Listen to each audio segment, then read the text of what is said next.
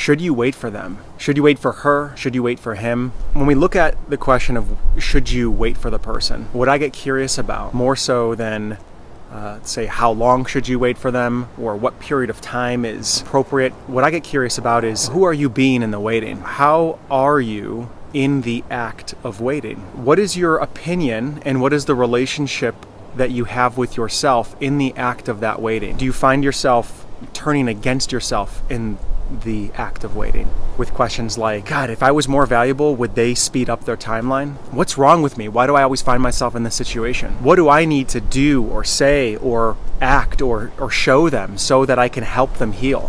Am I good enough? If any of those questions are coming into mind on a consistent basis and you find yourself beginning to doubt your value, doubt who you are, that's kind of the canary in the coal mine that will let you know that it might be time for you to move on so you can preserve the relationship you have with yourself. The other vector to pay attention to is what is the relationship that you have with the story of that person who is in this situation where they need you to wait. And look, maybe they've explicitly asked you to wait. Wait for me. I'm not ready yet, but maybe I will be at some point.